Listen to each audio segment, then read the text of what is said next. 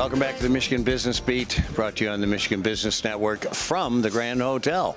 We're here for the Policy Conference put on by the Greater Detroit Chamber of Commerce. But we're going to go the other direction on the mitten, as a matter of fact, closer to the top of it, from Traverse Connect, Warren Call. Warren, how you doing? Doing well, Chris. It's a great week up here at Mackinac. I got to tell you, you brought in some tremendous weather. We always try to. That's what we're in charge of, and I think we're pulling it off this week. Yeah.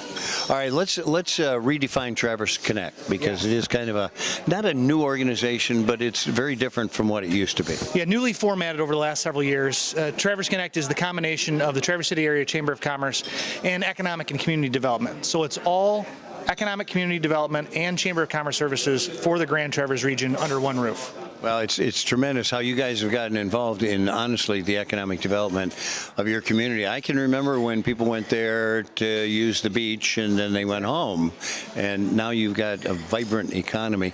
And you even have guys, and I know a few of them, who have moved their companies up there just because they love the area and want to stay there. That's been a great opportunity for us. Kind of the silver lining of the pandemic is so many people are looking at where they can work and seeing more opportunity. And one of the places that they seem to like is northern Michigan, and obviously the Traverse City area.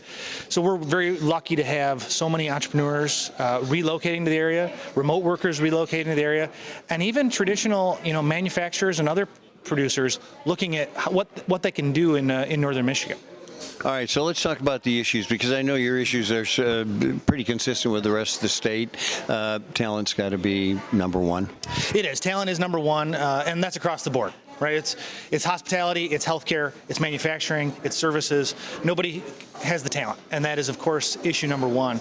But obviously, this is a policy conference, and our goal here is to make sure that policy can be effective, not just across the state, but in rural parts of the state, especially northern Michigan, but any rural part, because things play out a little bit differently in rural parts of the state.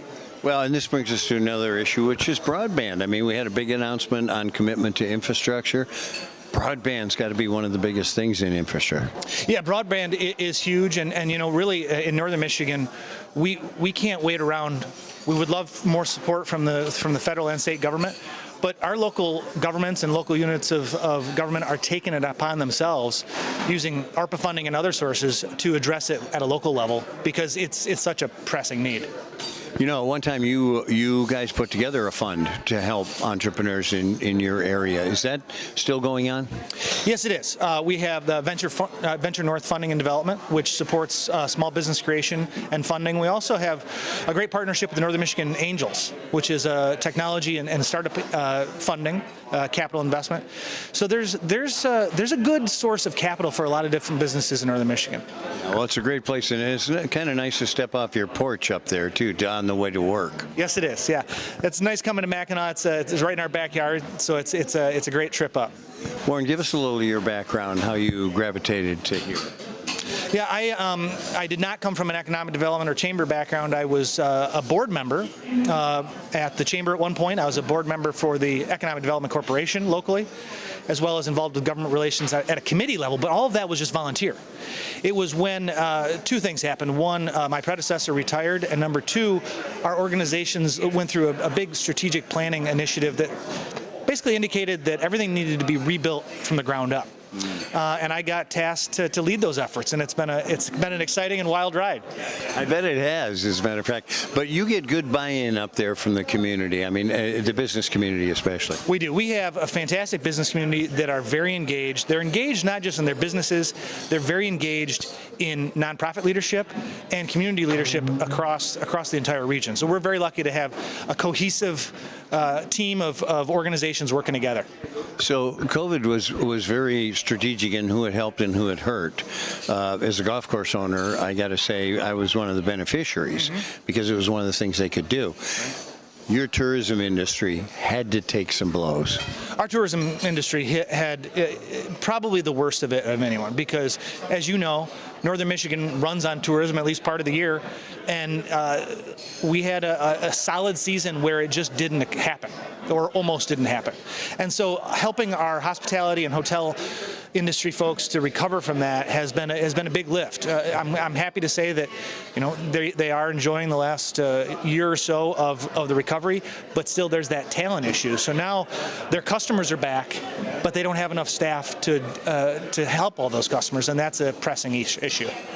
So another big industry up there, of course, are the vintners. How have they weathered all this? They've weathered it very well.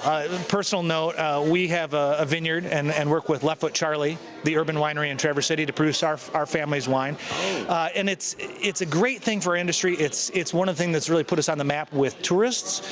It's also put us on the map as a kind of a quality of life attribute. It's just a great thing to be able to, leave your work and go to the local winery to enjoy the local product. It's a great kind of combination of agritourism and business.